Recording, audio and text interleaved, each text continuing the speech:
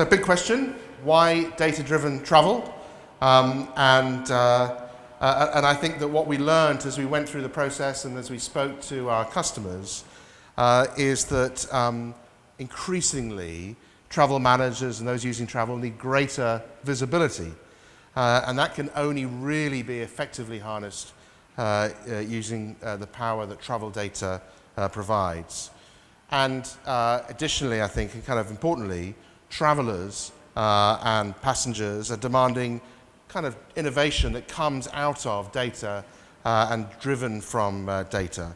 So, and this is a very big theme in our white paper, something I'm sure we'll talk about, that travelers want a personalized but consumer-grade experience, all of which is driven by data. So we all know about the consumerization of the way that people choose to engage and choose to take content. And that is the same and actually closer to everybody in travel than it is in many other areas.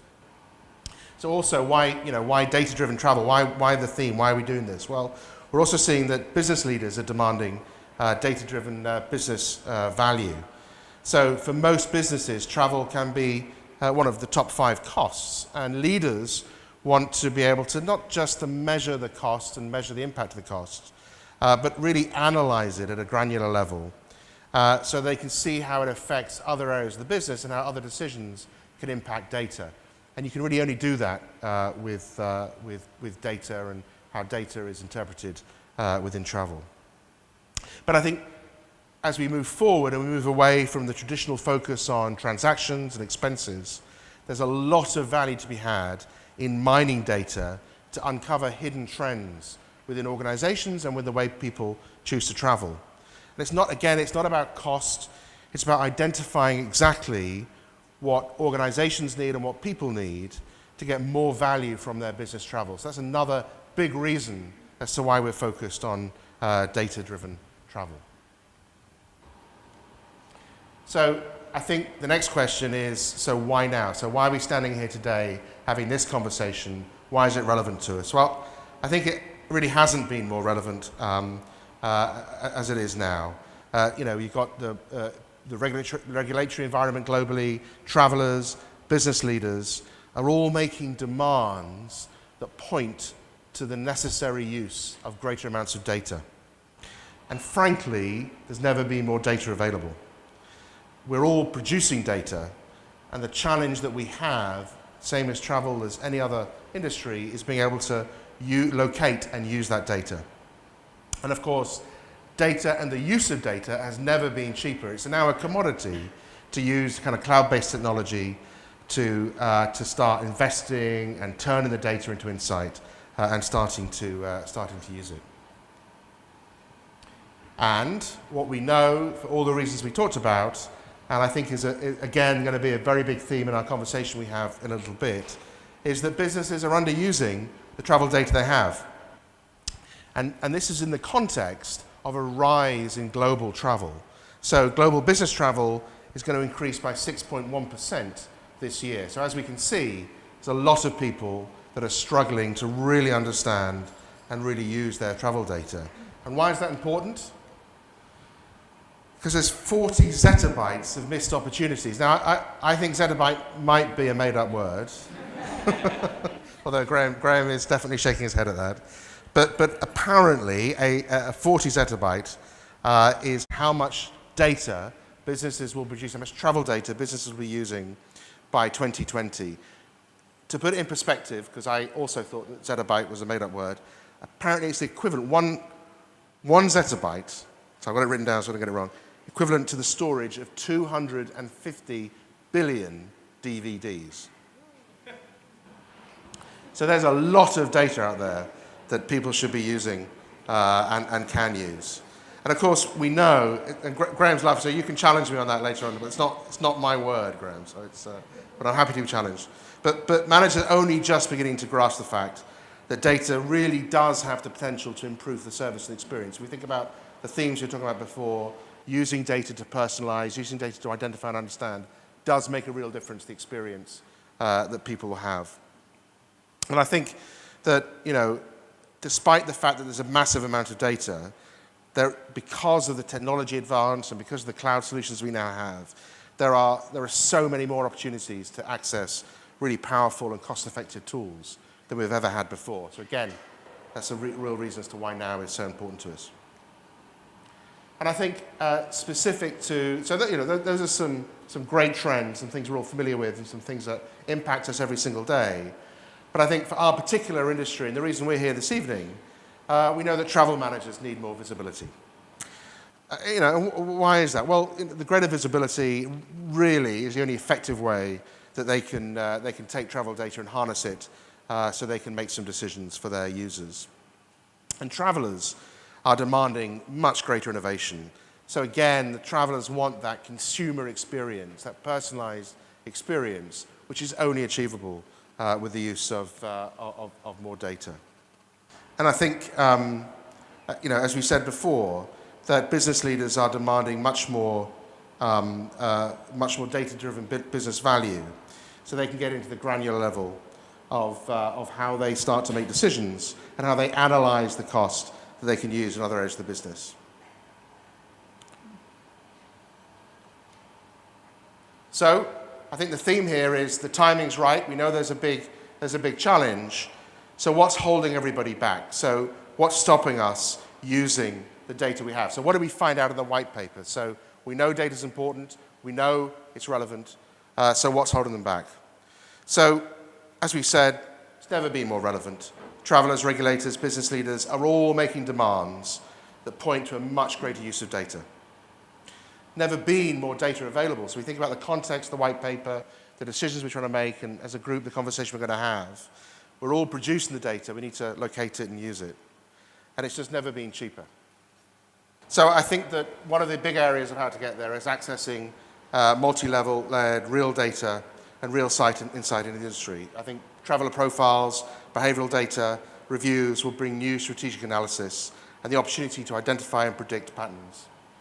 And each industry player, of course, holds a very different part of the puzzle. But look, the important thing is we've set the tone of what we learned. We do want to talk about the future with the panel. We want to have a full discussion about the things that we're focused on and the things we've learned with the white paper. I think what the big theme that came through the white paper, which we'll clarify as we talk, is that the important thing for our customers and for passengers is the way that the industry works together and the way that we work together with everybody from the corporate client, the TMC, to the passenger. And I think that's and there it is, that's the theme of what is so important for us to be successful as those who are involved in using data to support travel.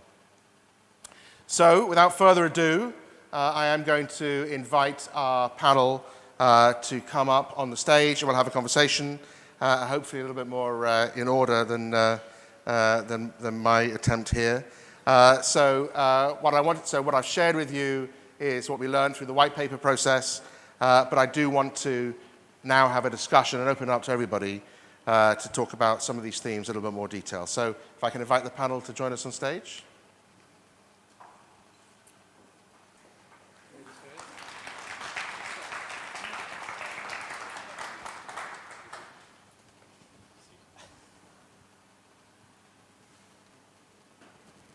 Great. Can I start at the end, Johnny? Can you introduce yourself? Yes, Johnny Cowlin. Good evening, everyone. I'm the Commercial Director for Experian in Europe, Middle East, and Africa. So I run our sales and go-to-market teams. Experian EMEA does not include the UK, so I can't help your consumer credit scores. And it's a pleasure to be here with you tonight. I'm here because data is at the heart of what our business does, primarily. We're also very keen as Experian to broaden our penetration into other verticals. So travel is something that we've been looking at for some time, and particularly with our analytics capabilities. So it's a pretty relevant conversation tonight. Thanks, Johnny. Graham? So I'm Graham McDermott. I'm Chief Data Officer at Addison Lee. So I look after the data analytics function. I've been there for just short of 2 years, and prior to that, I spent 17 years at the AA, not Alcoholics Anonymous, but the Breakdown Organisation. And I looked after data analytics, data insight, everything to do with data, so probably a good reason why I might be here tonight. And I think having come from insurance and financial services, so they were very mature in the use of data. So we've been using Experian data in the UK for probably about 30, 40 years.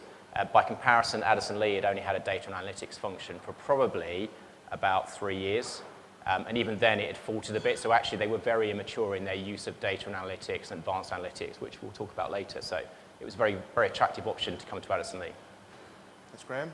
Liz? Hi everyone, my name's Liz Emmett. I'm the sales director at Amadeus. I'm here to add a bit of diversity and colour to the panel.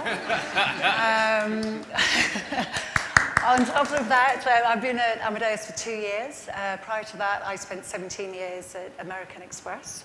So when it comes to data, I have a viewpoint. I think I understand the travel management requirements, the travel manager's requirements, also what a TMC needs to do. And I think now working for a GDS, I'm kind of at that juncture, which is the interface between the two. So that's given me a slightly different perspective. Thank you. Paul? Thank you. And hello, my name is Paul Deere. I'm the Director of Supplier and Industry Affairs for HRG. Got a great echo on here, so I'm going to start singing in a minute. So I've come up through the business 24 years within HRG. I used to run the consulting division, so data was at the core of everything we did. Airline, hotels, behaviour analysis, so on and so forth. That linked with Liz and the GDSs and the data providers. We have a conduit now of information that we can put out and actually help the businesses and drive the business forward. As I say, I'm sure we'll get into that. Yeah, definitely. Thank you. Thanks, Paul. So look, very keen to get a full discussion, very keen that the audience join in, so think of the questions. We'll have plenty of time to get a fuller conversation as we work through. But I'm going to start off, easy question to get the panel talking. So we talked a bit about what we found out for our white paper. So I think to get things started, we've all been talking about data for a few years now. You've talked about how you've been using it for a long period of time in your activity. So question for the panel is, why in 2018 is data such a big topic? I'm going to start with Johnny. So I think for me, it's a question of maturity.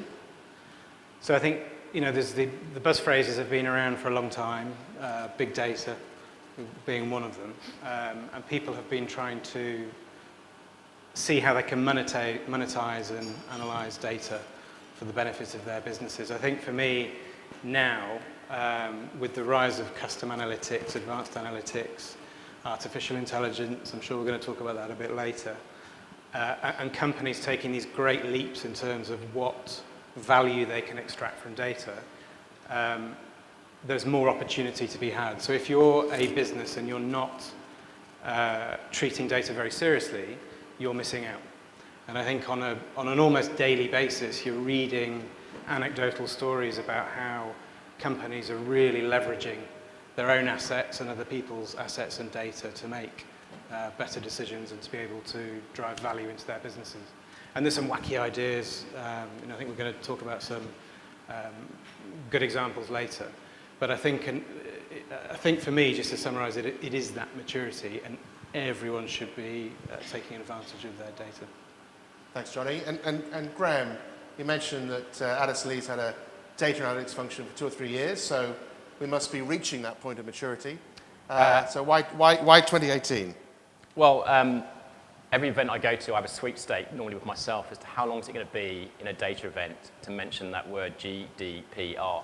So I didn't really want to start. I normally just cry at that point. Clearly, May the 25th, 2018, people are going to start to worry. It's a bit more than millennium bug. Everyone worries whether their system's going to work afterwards. Are we all going to get fined after the 25th of May? So yeah, GDPR has definitely focused businesses' minds. I don't think it's focused consumers' minds. I don't think consumers are that bothered. I don't think they're that aware.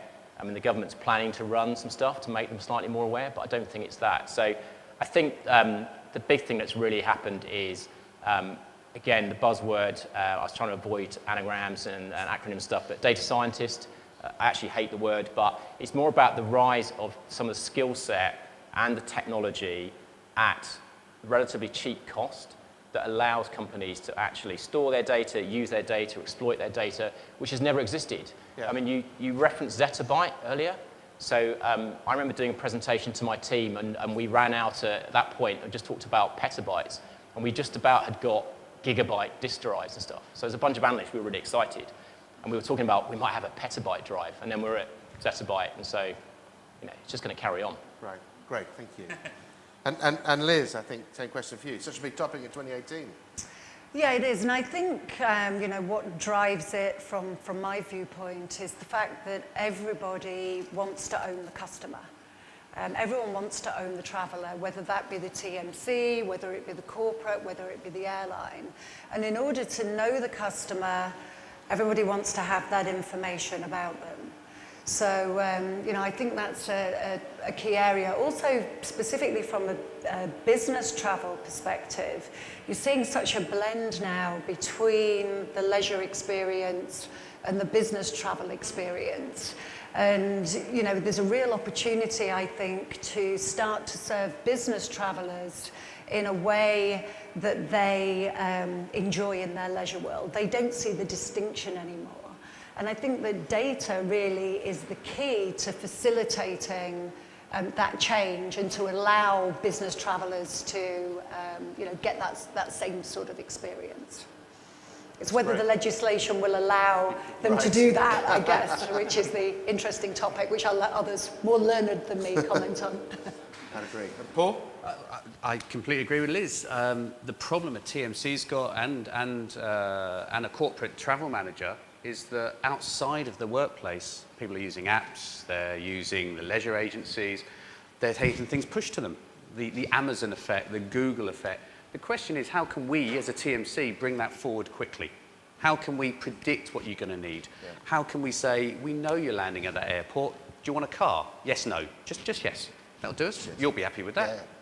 Yeah. Right answer. It wouldn't be, and I'm sure working with Liz would all like that. So the data itself is more about the predictive side. But the problem we've all got is it's happening today at Amazon. It's happening today at Google. It's happening across that board. And if we don't catch up, we've lost a traveller. If we've lost a traveller, the corporate travel manager hasn't got anybody. Who are they going to manage if the traveller's already gone out there into the leisure world? So we have to catch up quickly. And I think that opens up a whole other area as well around duty of care, because once you lose the traveller, once the traveller's getting a much better experience outside of that corporate environment, then, you know, you're losing the ability to track the traveller and, you know, I guess fulfil your duty of care to them. That's great, thank you. And that's a lot of the theme we've been talking about is the timing is right because the maturity of the consumer experience. But actually this does then drop back into the corporate experience, the corporate responsibility as well. Which I think leads nicely onto my second question, which is, you know, how do you think approaches to travel data has changed getting up to 2018 and because of everything we've spoken about? And I think I'm going to start with Graham, really, because when we put the white paper together, Graham, you talked about the awareness of connecting travel to other parts of business through data. So I wonder if you can give us any examples of how people are using, how the approach to travel data has changed. Yeah, I think when I went through some of the discussion around the white paper, the example I gave was Citymapper. So a couple of years ago, I didn't really travel into London that often, and I came one day and someone recommended me using Citymapper.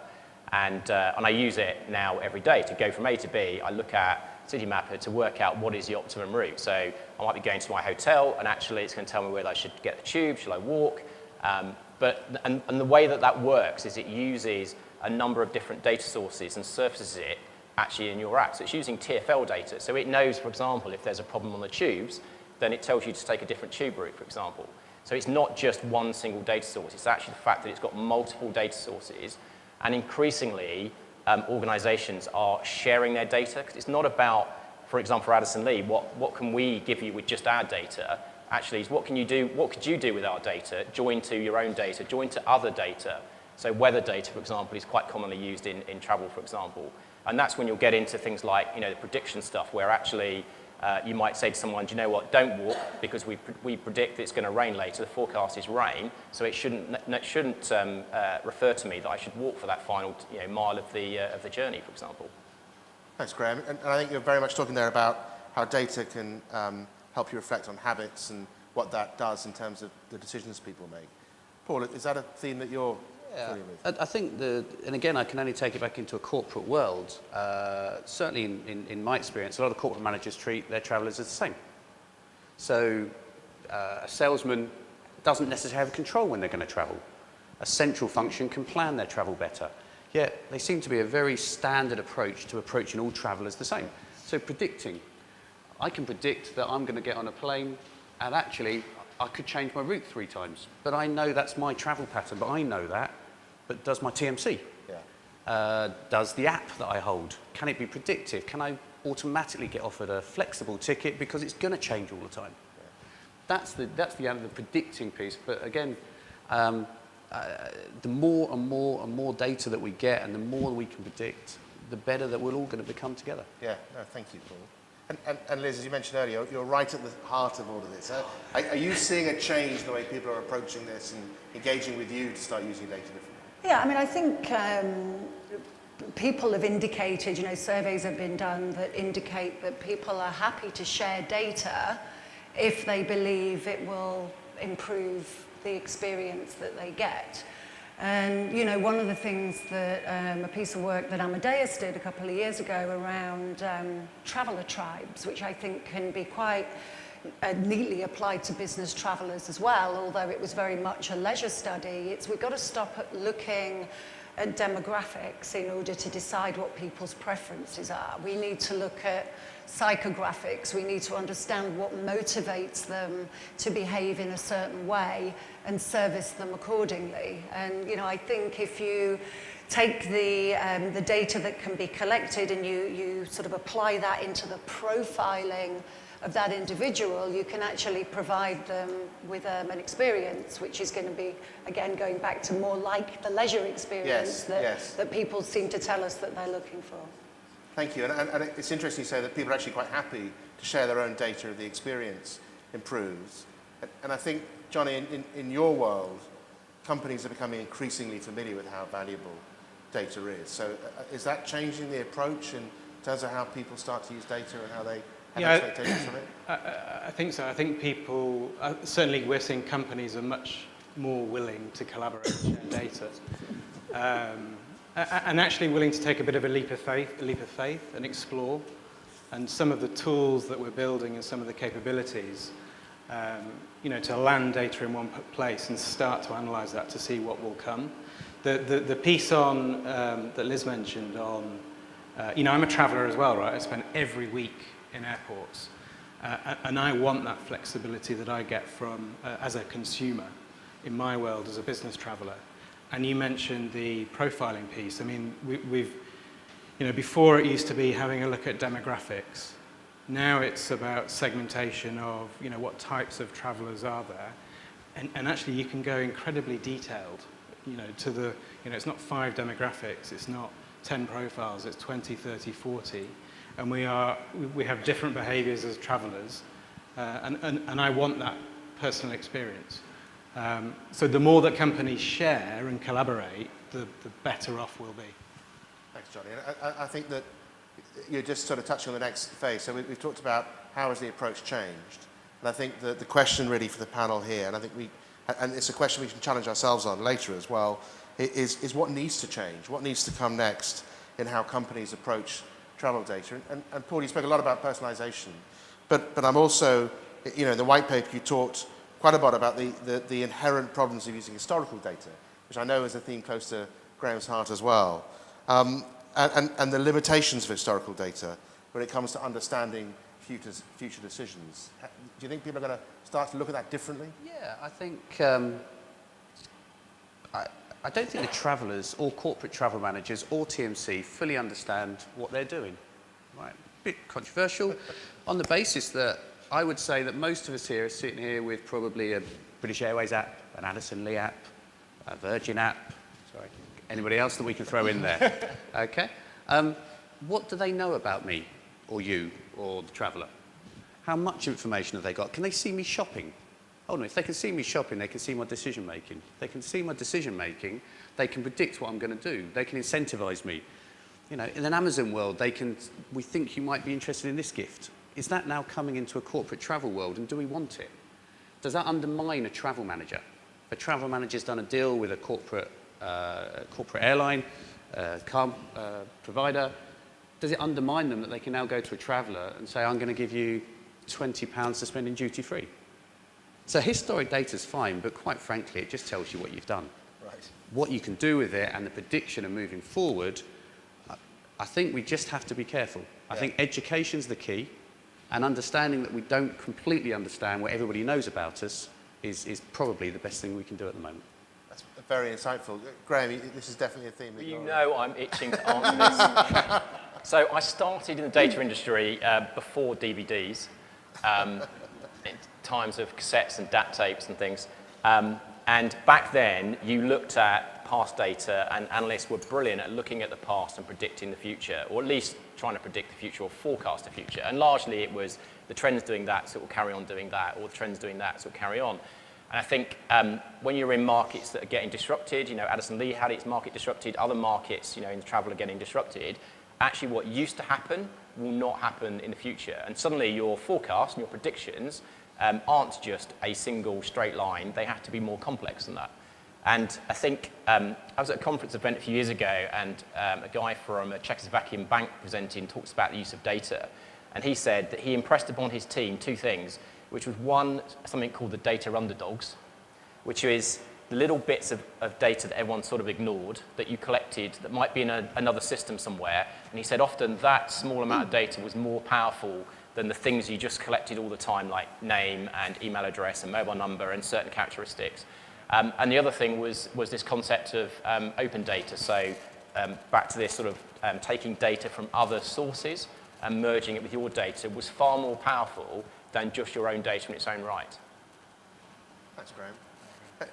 And Liz, I kind of want to pick up with you, because you're processing huge amounts of data, and have for a long period of time. So there's massive value in the historical data you have, but you must be seeing your customers having different demands on the approach that they want to take with data in the future. Yeah, no, I mean, I was quite amazed when I joined Amadeus to learn that we actually process double the amount of searches per second as Google, which I found quite amazing. But I think the whole piece around this is it's so what? You know, there is so much data available from so many different sources. And, you know, unfortunately or fortunately, we're not all data scientists. So we look at that information and it's like, well, you know, what do I do? What do I do with this? What does it tell me? And what is the action I need to take? So, you know, personally, I don't think there's any shortage of data. And as you rightly point out, we have got a lot of data within Amadeus, but it's almost worthless unless we can work with our TMC partners and where we have direct relationships with corporates to actually help them to benchmark and to tell them what they actually need to do with the information that we're providing them. That's a perfect question for Experian and Johnny down there. So what, Johnny? What are we going to do with this data? How's the approach going to change in the future? So I think that, I take a slightly different view, right? I was with a CEO of a bank in Istanbul this week, and alongside me was a fintech partner. So we're collaborating as a trio, as it were. And we're trying to solve some business challenges, and we're going to be using, I think it was 750 data feeds, something like that. So the whole conversation was, well, how the hell do you crunch that together? You know, and it's you don't just want to hand it over to a bunch of data scientists and let them play in the sandbox. And the sandbox is actually what our tool is called, funnily enough. So I think it will change. I think having lots and lots of data sources, integrating that data, making sure that it's structured and that it's clean, we spend a lot of time talking about data quality, a lot of time talking about data quality. So when you know you've got that, you can start layering in and then analyzing it, automating that, so bringing artificial intelligence into play, and you'll start to see patterns and you'll start to see value.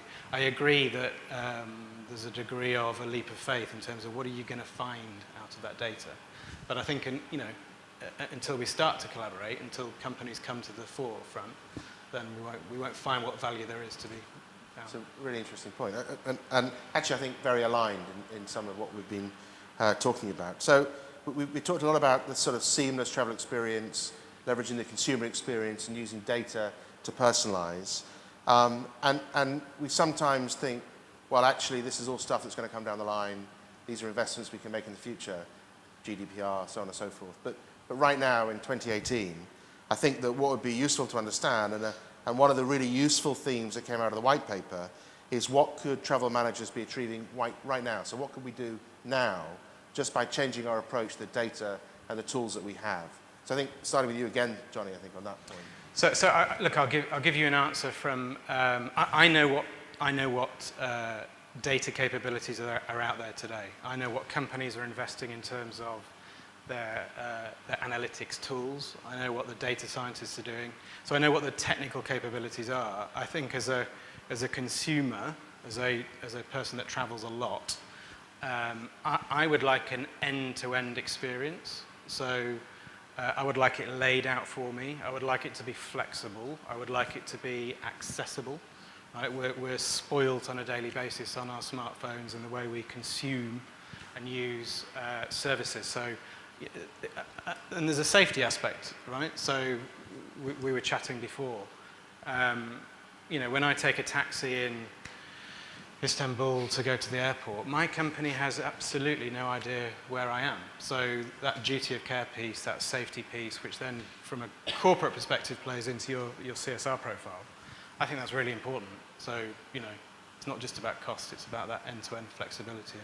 That's really interesting. So I think what you're saying is there's lots of future potential, personalization and the kind of AI aspect of what we need to do. But actually for you, an end-to-end experience today would be something that would change your world. Yeah, for sure. Yeah. And Paul, is that something that you can help travel managers with today? Well, I would say that. I'm a salesman. So anything you need, just come and see me afterwards. Absolutely, yeah, thank you for that. But sort of joking apart, you can see where it's going to go. You're going to speak to your smartphone or whatever device that may be. Put me on that London-New York flight. I need to be there at 3. And can you put me in that hotel I stayed last time? And it will book it for you. It's not, it's virtually there. They know where you stayed last time. Okay, I've got to be there for 3, so I've got to have that one of these 3 flights. We know you've got to get from the airport, so it's automatically going to book you a car, and it'll put it up in front of you, and you go, yes, or no. That's your choice. That consumerization is virtually there today. All of the individual parts are there. I won't mention NDC because we're sitting next to a GDS, but between us, the airlines will allow you to do certain things. Direct connects with great providers such as yourself allows that to happen. So what's going to be here today? Virtually that. Yeah. And I have no doubt anybody going to the travel show in the next, probably end of this month, you'll see a lot of that type of rhetoric going on. Artificial intelligence, web chat, it's going to be what the show's about. Liz, would you echo that? Well, first of all, I was going to say that I was actually kidnapped in Istanbul by a taxi driver one time. And seriously, I probably met the same bank that you did, but I actually had to leap out of the taxi on the road on my way between meetings, which was a little bit traumatic. So I can certainly relate to that piece. But I think that today, when we look at duty of care and when we look at data, we do focus very much on air. And what we probably need to do, and I as you said, it's not beyond the realms of possibility, but it's start really to take into consideration perhaps some of those other areas as well, more than we do today, so that somebody would have known I was in that taxi and they could have come to my rescue. And Graham, I think a theme that's coming across here is that there are things we can do now, and collaboration seems to be key. So the data sits there, people will be using it. And how does collaboration impact you right now today? Is that something which is an approach that could be changed that would impact people today? Yeah, I don't have a kidnap story, so I can't follow that. I think if you're a TMC and you're worrying that you've done none of this, you're like lots of companies in lots of other industries, frankly. Okay, insurance, financial services, banking have been doing this for years, but there's lots of industries that have not. And I think you are collecting lots of data, whether, again, you've got sight of it or it's somewhere in your system. And actually, probably the most important thing you'd start with is asking yourself and in your organization, what are some of the questions you want to ask of the data? Do not go out and employ a data scientist. Don't even go out and employ a data analyst. Don't even go and get companies that go and put all your data together just yet, because you don't know if you need to. Actually, the thing to do is to work out what are your questions you're going to ask of your data, what are the things you think you can do, what are the sort of services you can do way before you move to tech. You know, a lot of the tech that's come out that allows these things to happen are often being byproducts of other things. They weren't necessarily designed for that solution in mind. The most important thing is ask questions, then go and look at the data. Don't go off and build the data first. Thanks, Graham. Right at the start, you said you had a sweepstake on how quickly GDPR was going to be mentioned. So I'm not mentioning GDPR, but I think that we talk about data. Liz, you talked about the fact that people are much more willing to share data to get a better experience. But the elephant in the room here, and GDPR is relevant to this, is it's always going to be a security element to how people share data. And I wonder what impact we think it's having on attitudes to travel data. Is the security aspect changing the way people are choosing to interact? Is it having an impact? Is it accelerating or decelerating some of these themes that we talked about? So Liz, I'm going to come straight back to you on that. I think, and I work on both sides of our business, the leisure and the business side, and I think that it's probably less of a concern on the corporate side than it is to the leisure, my customers on the leisure side. So leisure travel agents, I think, are really struggling with this because GDPR is very much around the data they hold, how they market, and they're much more reliant upon that than perhaps some of our TMC customers are.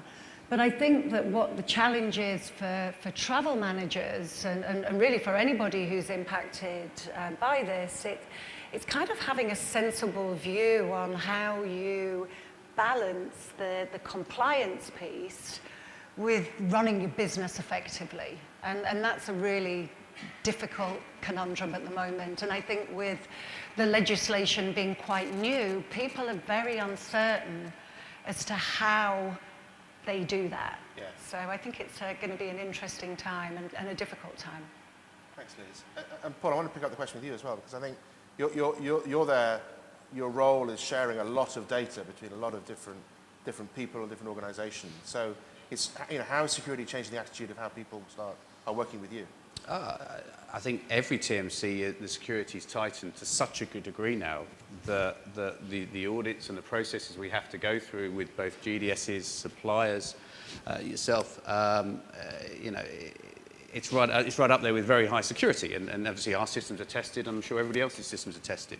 But once it goes outside of you, and I go back to those airline apps or those hotel apps or the front door key on your hotel phone, how secure is that? What have you just told the supplier about yourself? And would you as a corporate want your travellers to do that? And yet, probably most people allow all of these apps. And so I think there's an element of security that you can control, and you know that it's happening, and it's within our environment or a GDS or a supplier environment. And then actually, people are posting on LinkedIn that they're going to go on a flight next week and they're going to be in New York and they're staying at this hotel. Security's blown. What's the point? So I think you have to be careful about what you can control, but it's an education process of the travel industry and travellers about what it is you are controlling, because actually you don't control a great deal. And John, is this a broader theme in terms of how attitude to data is changing because of security implications? Yeah, I think so. Look, from our perspective in Experian, on one hand, we store and retain a lot of data, personal data and business data, and we're a trusted custodian.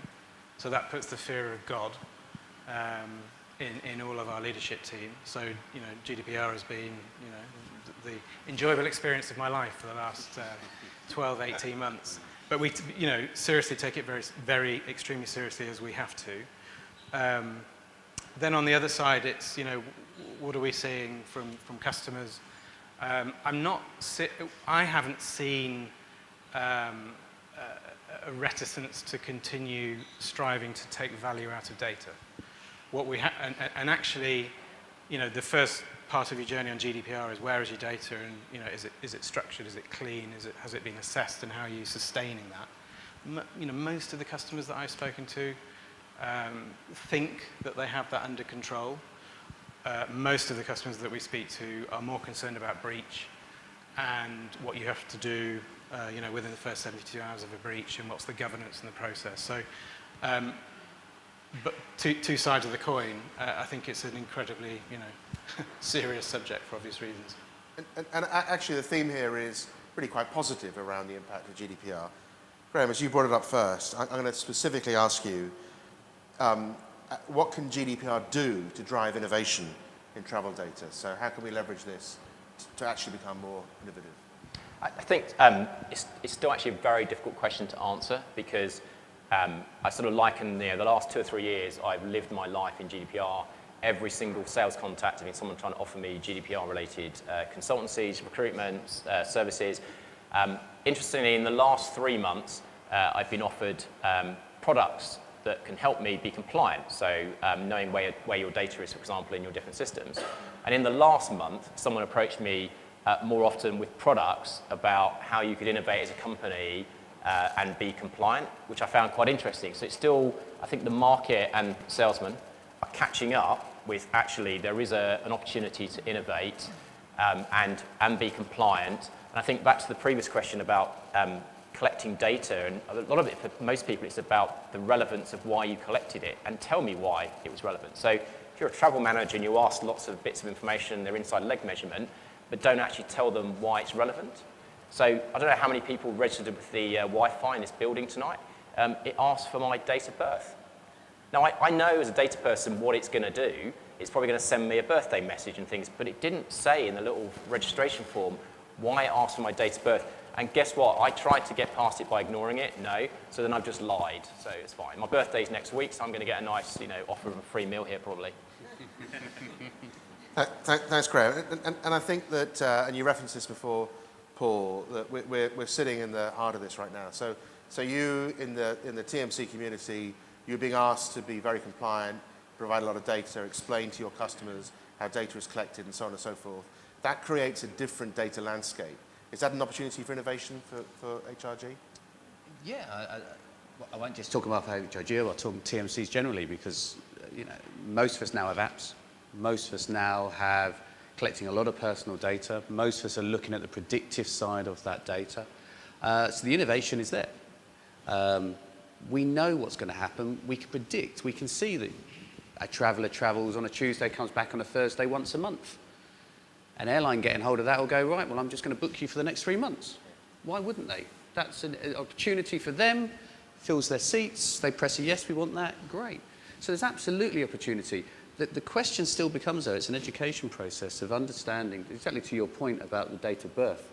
I've signed in 3 times, so I'm going to have 3 meals here. And because I've thought, yeah.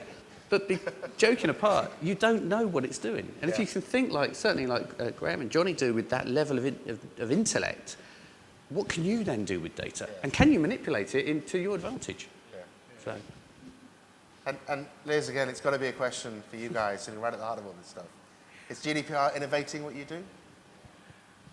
You know, I think it depends whether you look at innovation. I'm not sure that it will necessarily drive innovation in data, but I think possibly it will drive creativity around how we all have to operate in this new environment. Great, thank you. Johnny, I'm assuming GDPR is a massive business opportunity for you guys in its own right, but the challenging question is the same point, right? So how can your customers innovate with the new data landscape they've created? So, you know, a little bit like Liz, I don't think it's going to drive innovation now. I think people are, look, the top end fine for falling foul of GDPR is 4% of your global turnover. So, people are concerned. But that first step about, knowing where your data is, knowing when you're sharing data, what state it's in, having it cleansed and keeping that as a sustainable, we should be doing that anyway, right? All companies should be making sure that their data is clean and sustained, year on year. You would think that GDPR will drive better data, better clarity of data, and I think that could lead to innovation. But I don't think it's a foregone conclusion. It's quite a challenge then. Yeah. Great, thank you. I think we've spoken about quite a few themes of what data can do, which I think is very positive. And I guess that for the audience here, and I am going to come back to you again, Paul, on this, but what should corporates be demanding of their TMCs in the way that data is used to improve their experience as corporates, not passengers? No. Historically, TMCs have talked about the historic data. Okay, this is what you spent, this is who you spent it on, and this is how they travelled. The next stage of that is this is how this division travelled. Hello? This is how this division travelled. This is how the salespeople travelled. This is how the finance people travelled. This is how that division. We have an FMCG client. We send 6,000 reports a month, and that goes to their team leaders to know about how that team's travelled. Now, is that too much detail? Some say yes, some say no. But actually, the most important report is the one that goes to the 13 owners of each of those divisions. Because whoever's bottom of savings or advantages or whatever it may be doesn't want to be bottom next time. Yes. So actually, those 6,000 reports are great for the person getting them, but the one person at the top goes, I know who I want to target. So I think it's not about historic data, it's not about what a corporate travel manager wants. What can they get? And how can they influence their business? And if they can influence their business, it could be one report, very simple, or it could be 6,000. Graham, same question for you. What should corporates be demanding of people like us? I think it comes back to my earlier point about the questions, because I think some of the things you've talked about there, you may not know that you can ask or can get that. And you could say, well, they just need to ask. But if they actually really don't know, people don't know to ask those sort of questions. And so I think we need to be going out and showing that capability, showing some of the things that you can do, taking experiences from other industries in to actually sort of demonstrate where people are going. And then I think you open people's eyes to ask better questions and say, well, that's interesting, because we talk about these data analysts, and I've obviously got a team of them, and they, they sit away in a little cupboard and they play around with the data, but they don't. We're trying to get them involved in the business, trying to get them to understand the business, but actually they don't until they have that conversation. They see the matrix slide of numbers, and then they have the conversation and go, oh, that's what you want, that's how you want to see it. And it's trying to get that conversation going. And Liz, I want to ask the same of you, really. So again, corporates, you've got the data. What should they be demanding of their travel providers, many of whom are part of your community? Well, I think it goes back to what I said earlier. It's the so what. What is this actually telling me? And I think historically, from my TMC background, again, a lot of this data was used purely to negotiate with suppliers, with airlines, with hotels, with whatever else that might be. But actually, we can do a lot more than that. So, it's starting to understand, using the travel data to understand the cost of sale, for example. So, there's some integrations that Amadeus have done with the online booking tool has been integrated into Salesforce, for example. So every time somebody books a trip, they can actually allocate that budget against a specific client. So it starts to build up that pattern of spend. And I think some of that is done, but a lot more of that could be done, and that's certainly something that TMCs and people like us could help with. Thank you for that. So I'm about to open up questions to the floor, so be thinking about your question. Before we do that, I want a very future-thinking, positive question to finish on. So actually, we've talked about a lot of very similar and aligned themes in terms of how we should be demanding use of data today, how we can use it in the future. The question I've got really for everybody, and I think it's a question we should all be thinking about, is what are the trends on the horizon that will have the biggest impact on the way the travel industry uses data over the next few years. So everything we've thought about, what are the big ticket items going to make a big difference? So I'm going to start again, as in at the beginning, with Johnny at the end. Am I allowed to give two trends? Yeah, of course. Okay. As long as you don't take my one. So look, I won't go into it. The first one is AI, right? So you can very quickly work out for yourselves how that will play a big role in all verticals, but especially in travel. So I'm guessing someone else is going to say something on AI, so I'll leave that. The second one is, I'll call it alternate data sources. So data sources that you wouldn't necessarily immediately link to as relevant to what you're doing. And I'll give you a little example to try and hopefully make that real. J.C. Penney, the big retailer in the States, has had some struggling stores, and they were finding out about these struggling stores too late and having to close them and not being able to predict and get in front of that problem. And they ended up procuring some data from a satellite provider. And the satellite provider was taking pictures of their forecourts and their car parks. And they were basically able to predict which stores they needed to close based on the number of empty spaces in the car parks, and analysing that over a period of time. Now, that was a lot of data that they could only work out what they needed to do by using powerful predictive analytics and AI tools. Thanks, Johnny. I'm going to surprise you, Paul. I'm going to come to you next, so no one uses up all your options before we get to you. I've already run out, to be honest. Thank you very much.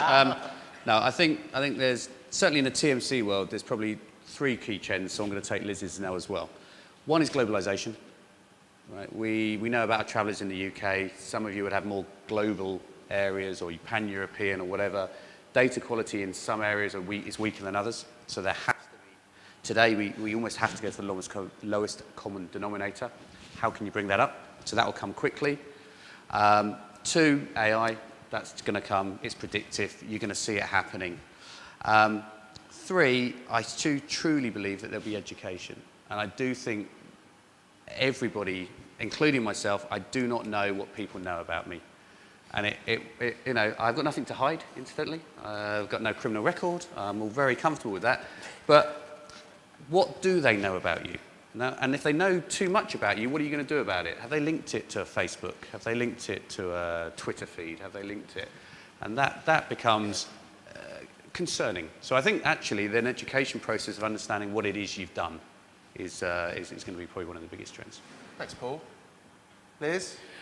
I think within my sphere of reference, what I'm probably most excited about in terms of the possibilities in my business is combining the different areas. So, Amadeus does airport technology, we do airline technology, we host airlines, low-cost carriers and full-service carriers, and we do distribution, so we work with the TMCs.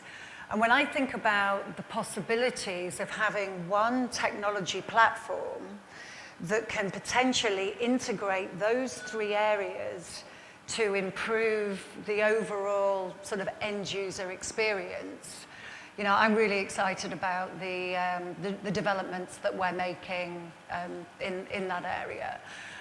For example, if anybody's interested, there's a YouTube video called The Ambient Traveller, or Ambient Services from Amadeus, which basically links all of those elements to communicate with the traveller every step of the way, from the moment they book to the moment that they take off on the aircraft. So I think there's some really exciting possibilities. Thank you. Graham, I've got lots of views about things your guys could be doing for Addison Lee, but I'm going to ask you on a daily basis, yeah. So they've done 6, and I've got to find one more. Okay. So I think clearly I'd love to say AI, but actually there's a wider and bigger aspect, which is more around predictive analytics, of which AI and deep learning and all those other buzzwords you hear is just part of. And so I wouldn't worry about what the word is and what the latest technology is. It's about doing something with it that is actually for the end customer, for the business traveller. We're trying to give them a better experience. So the trend for me is about using all that data and technology, and frankly, they're not really going to care about it you as a company may not even care about it that much, as long as actually you get that end result and you see that assimilation, I think, of the consumer experience and the business customer. Because as we increasingly travel, I want to see that parity. I want to have that experience. The same way as we've always, consumers, got used to buying from Amazon, and if you're a business customer and you start buying from Amazon, you want to be getting the same experience as a business buying products, having them delivered to your business. Why would you not expect it to be the same? Thank you. And thank you very much, everybody, for the discussion. I got the questions in the right order, which is a big one. But look, actually, it's been a really interesting conversation. I think for everybody that's listening, there's a lot of similarity in the themes that we're all facing into. There are actually some differences up here in terms of how we think things are going to happen in the future. It'll be very interesting to see how that plays out. And I think it plays to the dynamism of the industry that we're in and the changes that are happening. So the next couple of years, I think, are going to be very exciting. But I'm very, very keen to hear from everybody else here, and particularly from the corporate angle, around some of the themes we've spoken about. So with the panel here, if I can open it up to any questions. Hi. I feel the pain of GDPR, I'm just going to say that. I'm from the NSPCC, so we hold a massive amount of data, both really, really personal data about children, because we run Childline, and obviously on the other side we hold supporter data. But my question to you guys is, I went recently to I won't say the company, but to a workshop at a big company, and it was all about voice activation and innovation in voice activation.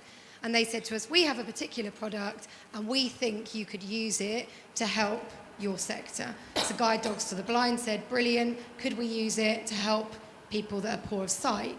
Voice activation could really help, et cetera, et cetera.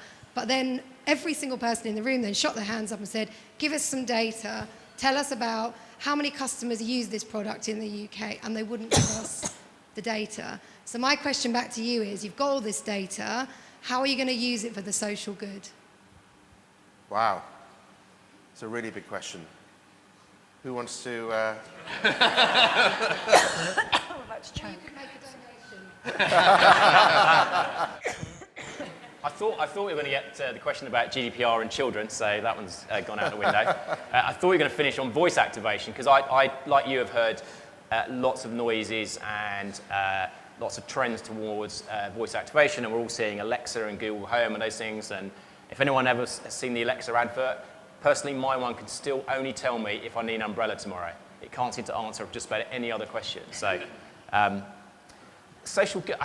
So typically with travel data, any data, I think it's very hard, because corporates sit there and they look at their data and they're looking at how to use data to answer questions, but in effect to improve their customers' experience, which ultimately affects their bottom line. And I think you're a different organisation when you think you can use that in a social good as an organisation. I think where that comes in is where they offer up their data in a sort of, there was a government initiative a while ago called Open Data. So you take an example, so the police forces shared their data on where all sorts of crimes occur all over the country. And actually, although it was used by estate agents, so you look at a house on Rightmove, you could go and look at literally, sorry, I might be the only data analyst in the room that did this, but yeah, you look at where you're going to buy a house and you can see how many ASBOs, how many car crimes, all the things in the surrounding area. It's quite an amazing amount of detail. But actually, that product carried on into further uses, but then at some point, actually, it was withdrawn because people became concerned about privacy. And said, well, it's not, it's not an individual person. No one's actually named in it. And the product ended up being withdrawn. So I think some of my concerns about the use of data for social good is actually, even in an aggregated, anonymized view, that someone still objects and GDPR will be held up as the reasoning. We can't do that for GDPR. I mean, everyone's been there with the NHS or somebody and they say, sorry, can't do that for data protection reasons. Yeah. And people hide behind it. Seems like a very sort of sad answer, really, but probably accurate. Is there any other views on how data can be used for the social good? I was, can you hear me? So I was also thinking about the voice side of things. I know that in the UK, Experian put a lot of effort into the idea of educating. So educating young people about credit and how to use it properly. And you'll have seen, or you may or may not have seen, some of the changes to the Experian credit score and the way that that presents itself and the MI you get and the way it pushes you to certain things. So I know we take it very seriously in terms of that education piece for the younger generation. I'm genuinely not sure how we're using stored data from that perspective to thread into that, but it's certainly one I can take away. I don't want to do a sales pitch for Experian, but I feel quite proud to work for Experian. We do, things like text for credit innovation in the US for people that have challenges in terms of getting credit in Latin America. We took the ability to obtain credit to 50 million people, and when they couldn't get credit to people that lived at the Amazon, we built a steamship, paddle ship, and turned that into a mobile credit lab, and basically steered the boat up and continued to give credit scores to people. So, I'll stop there. Follow that. They were great answers. That doesn't really answer your question, does it? Sorry. It's clearly a really interesting challenge and a very interesting question, which I suspect we'll have lots of time to talk about over dinner. Yeah, my name's Gerard. I work for VT Global Services. Really enjoying the collaboration I'm seeing in front of me here today. I think it's fantastic. I can't not, though, highlight clearly there's one company here that makes money out of collecting data and sharing that with people as a commercial operation. When you think about how you manage data, Graham, and you've got your finance man on the stage with you today, is there some point where you talk to each other about actually when does this become an asset to our business and put that onto a balance sheet in some way? Is that part of the future plans, or is that something too far down the line? So it's a question's come up quite a few times, and it comes up at lots of data events. And the thing I always say, that's great, put it on the balance sheet, and then what you're going to do when you have to depreciate it. And people suddenly start sort of worrying about that sort of thing, thinking it's not like a building, it's not a car, it's not something like that. There's I think lots of companies have valued their data per se. In the old days, it used to be called goodwill. So companies were sold, and they said, oh, it's customer goodwill. And I worked for the AA at a time when it was sold for 1.4 billion, and actually £1 billion of that was so-called goodwill. It wasn't the assets of the company, it wasn't the building, it wasn't the machinery and the patrol vans they owned, for example. That was actually early days version saying that's the value we put on the database of 10 million customers of the AA, and all the data on that 10 million customers. Thanks for that question. Yeah. From a TMC world, and I'm sure from a GDS world, not putting words listening up, we hold 30 million profiles. We never would sell it to anybody to use for any databases or anything else because it wouldn't be correct. But actually 30 million profiles, the value to that, and I'm guessing Amadeus must hold hundreds of millions, there is definitely a question. And I'm not suggesting there's a value to it from an asset point of view or a balance sheet, but actually our value to you, the consumer, the travel manager, the corporate within that, and how they're traveling, there's an asset to you personally. And actually the reason for working with a TMC is to get that value back out again. So it's not what you're seeing necessarily from the data, it's what we can deliver back to you is the asset we can give back to that corporate travel manager.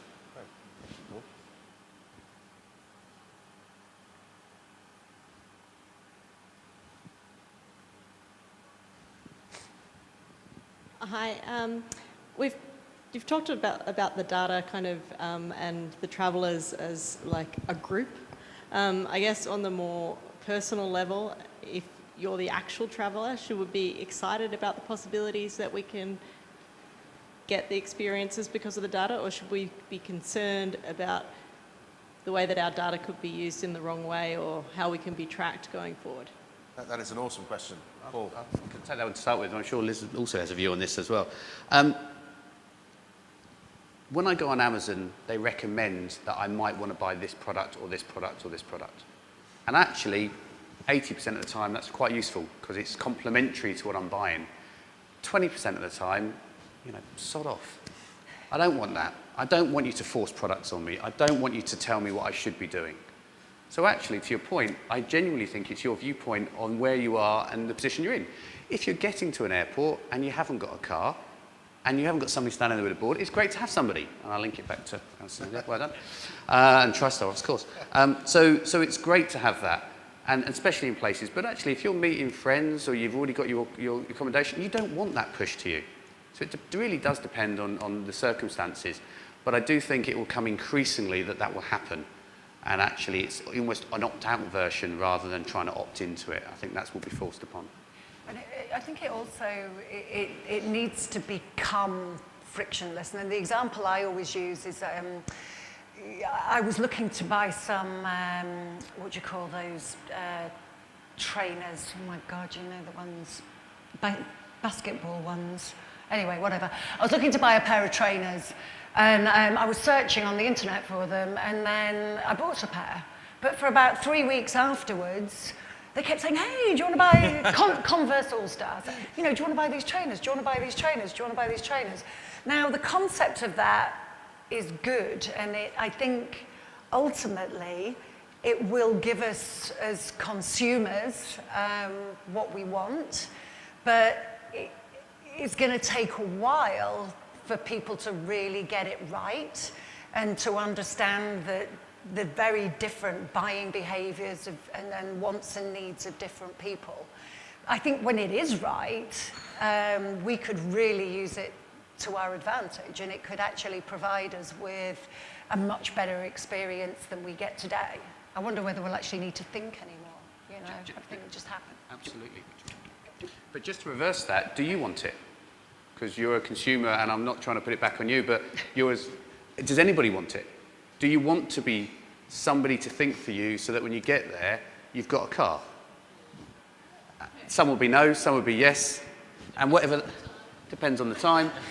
The trouble is, if you can predict that, if you know it's a business trip and you know you're going to a hotel and you know you're going to a meeting, the more predictive you can get, the more we can predict if you want it. But as I say, I reckon there'd be a split in the room today whether anybody actually wants us to push stuff towards them or not. And that's a really good point. Part of your question, though, is about security as well and sharing the data. I mean, do we think that's a challenge? Is that an opportunity? Is that going to improve? What do we think about security in the context of data? So I don't know if there's anyone in the room that probably isn't on Facebook. Most people are. But has anyone downloaded their data from Facebook? Yeah, it's relatively interesting. But actually, as a business, we could go to Facebook and we can go and get about 850 bits of data on you from Facebook and target you with Facebook ads on the basis of that. To me, it's about the level of sophistication you apply. So I think in the example where, I think Paul said, 80% of the time it's okay and 20% it's not. Actually, that's pretty good. I mean, back in the day, most, sort of systems, would be at 20% of the time it'd be right and 80% it'd be wrong. And I think when he turned the question around to you and said, when would you like it? He said, well, sometimes not. And I think the level of sophistication that can get that and know that it's the right time, it's the wrong time. Some of that will be about connecting with data sources that you, almost certainly in GDPR world, you'll have had to permission them to do that. But that they know, maybe stuff that is completely anonymous. So they know that you are traveling, or they know that you're on Twitter, or etc. They're not looking at the detail. They just know what you're doing. And the models say, I've taken account of that, and that means that she doesn't really want us to interrupt her journey at this point in time. So I think it'll be about the level of sophistication. I think most people, they get excited about the thought of their data and it being, transacted and passed around on USB sticks, etc., etc. The reality of that is that doesn't really go on. It does in a few rogue places maybe, but most data losses and most data breaches that you see in the press these days have been employees, I'm afraid. So the biggest worry for me is about employees and access to data. I've been lucky enough to see the Experian data centre in Nottingham, impregnable. The thing has, it can withstand a 40-ton juggernaut, direct hit, etc., etc. They take it very, very seriously. And other companies, have got to, follow that. But their business is about data. I think there's just a quick point. I think there's a trust factor as well. So I think the companies that are custodians of data have to be very transparent with their consumers about where that data is stored, what data they're holding for you or from you, and how they may or may not use that, and if there are any changes, continuing that transparency so that trust stays. And you're right, for a company, well, for companies, all of us, right, we all hold data. If you lose that trust, you'll go out of business, basically. Great. Rob. I've got two questions, actually, if that's okay. The first one is around consumer education. So as the wider population goes about their day posting that it's raining where they are with the live status of the fact they're in Swanley or whatever, and they're posting about the fact that the chips in McDonald's are rubbish and whatever else, whether or not there is a benefit overall to educating the consumer really, or whether or not there's a benefit in taking the moral responsibility from a corporate angle and taking it from a we should do more to protect information once it's arrived at our door, instead of educating the consumer about what they tell us, and therefore as a system whether or not it's actually beneficial to educate the consumer too much on what they're saying and how they're saying it, and whether or not that would lead to a detriment to corporate life, i.e. whether or not people would say, well, I don't want to give you that nasty information, but I will talk about that irritating person who talked to me about data on Facebook later, where you'll find out that information. And whether or not people actually want to do that. And to come back to your point on whether or not people want it, I'm the sort of epitome of a lazy traveller, in the sense that I travel a lot. I spend 3 months in the United States every year.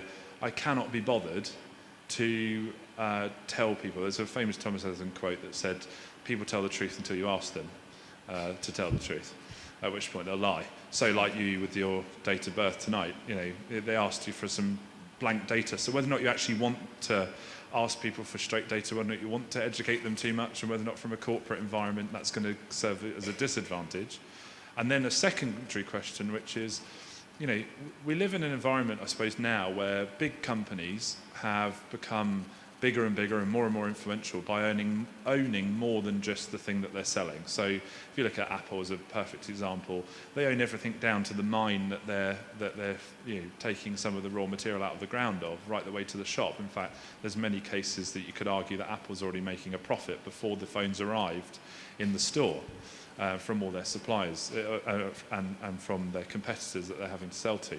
Now, whether or not this is an ecosystem question, and whether or not the survival of industry, if you look at things like Addison Lee and competitive products, whether or not the survival of the industry is actually creating an ecosystem beyond your initial offering, i.e. owning the whole thing, and whether or not now is the opportunity to do so, because people aren't as well educated about it. So you could pounce on it now, like Facebook did, MSN did before that, etc. You could hold the curve and say to the consumer, actually, we're gonna create this lazy consumer from the second you think about leaving your front door to the second you arrive at that hotel. And I don't care. Post it on Facebook. Tell everybody we're amazing.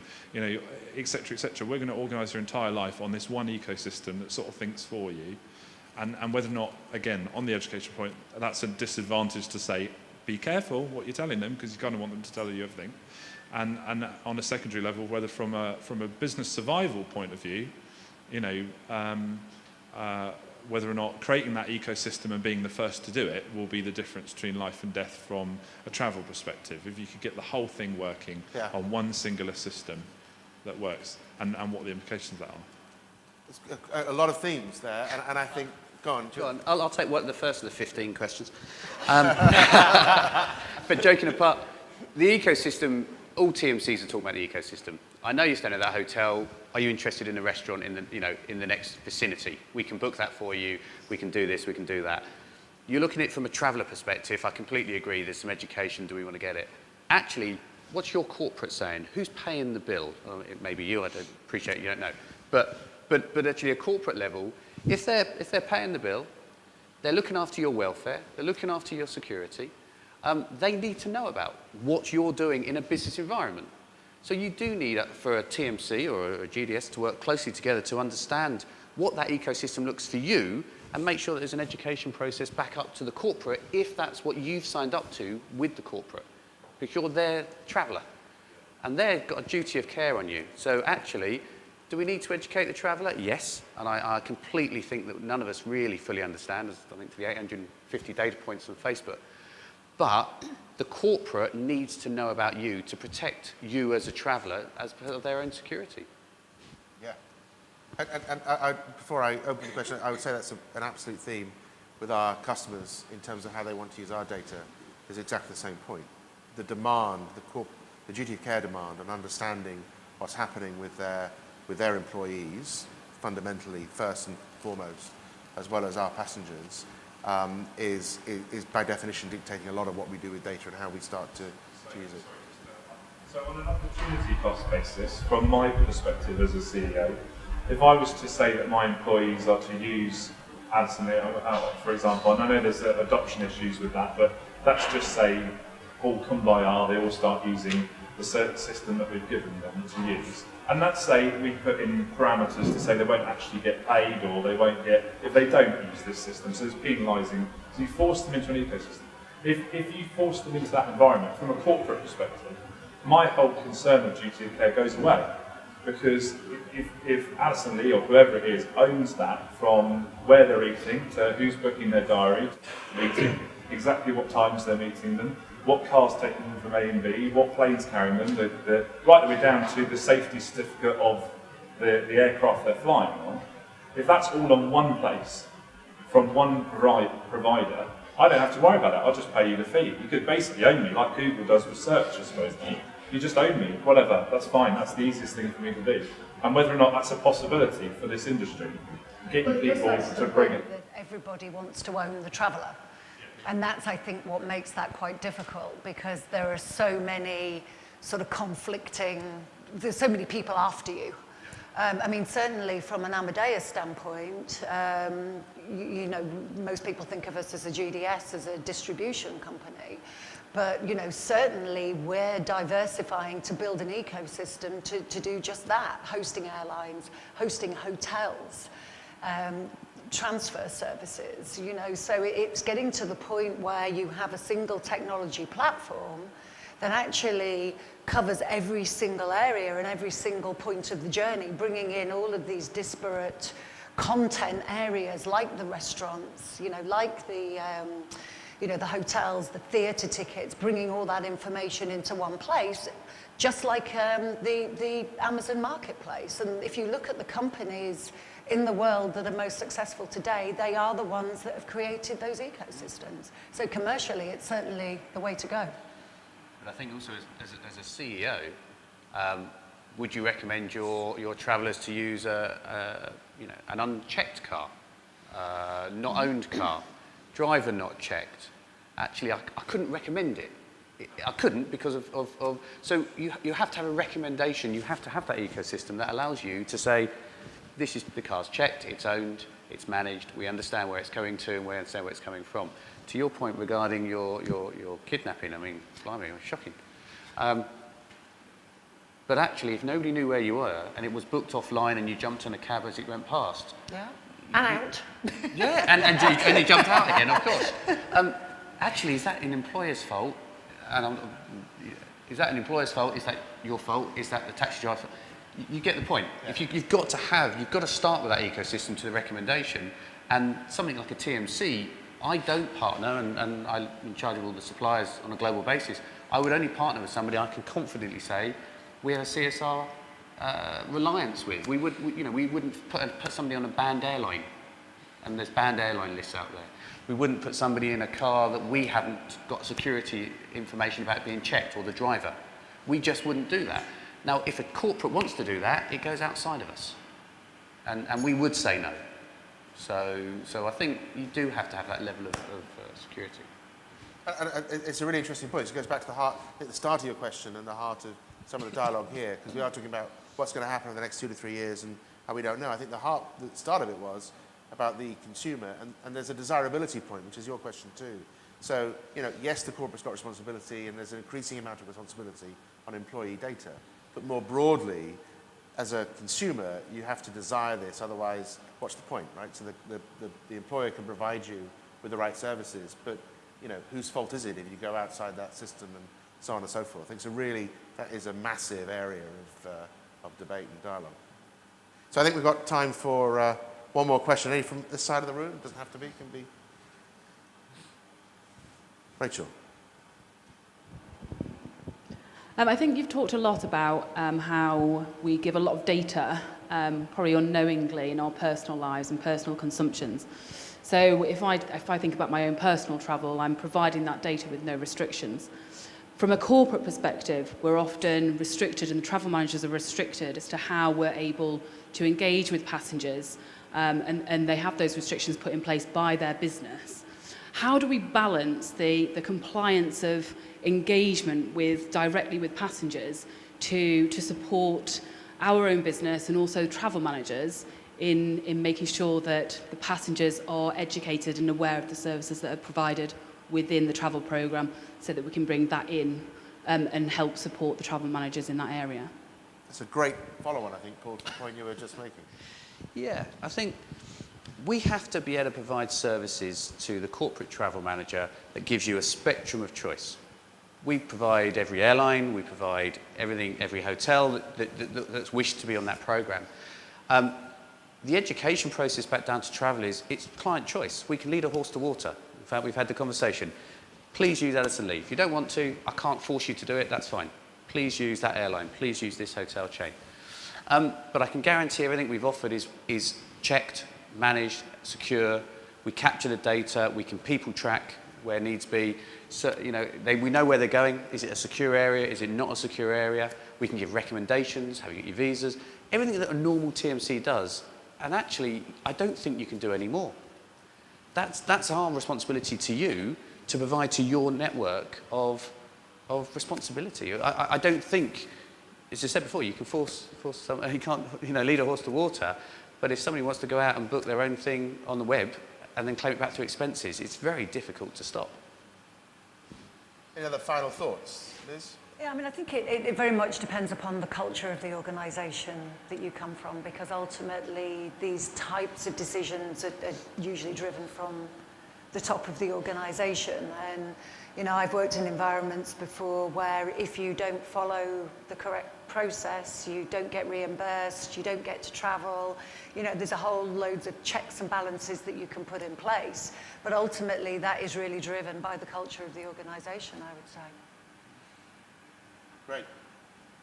I think my answer would be, it comes back to this balance of what are you going to do with the data, and I think also you're in a situation where the end customer is in the third party here, so you've got someone in between, and I think people want to know why you've asked for it, what are you going to do with it. So I was at the AA a few years ago, we changed travel provider, and they sent us a questionnaire to fill in with all of our bits of information. So they want my passport number, my car registration, all this information. So if I make a booking and they've therefore got it to hand, I said, well, I haven't done any overseas travel, so I don't really feel like I do want to give you my passport number. And no offence, you've just been appointed, I don't know who you are, and I'm not going to give you my passport number. And I said, car registration, well, change cars every few years. Actually, I'm not sure it's relevant. I think there are other bits of information that are relevant, but they didn't explain to me. They were just like fill in this list, you must provide all of it. So most of us did, well, I'll just give you the things that I think are relevant that I think you're likely to need. Do you have a special profile for chief data officers? Yes, I can. There's certain difficult customers. We wouldn't necessarily want to ring fence them, but data protection officers definitely sit right up there at the top. Johnny, any other final points? So I think because I know how secure our data is in companies that are trusted with our data, because I have insider knowledge, clearly. As a consumer, I'm happy to pass my data over as long as it's explained to me how it's going to be used. And a little bit further, going further than that, asking for preferences as well as your personal data. So we're asking for your passport because if you travel abroad, if you give us more than your passport number, these are the kinds of things we can offer to you. So I think as we get, more flexibility and more of a service offering, I personally would be inclined to hand over more data. Great. Well, thank you very much. Thank you, everybody. We're going to have some dinner now, but we could thank the panel in the traditional manner. Thank you very much. And hopefully the conversation will continue over dinner, so thank you.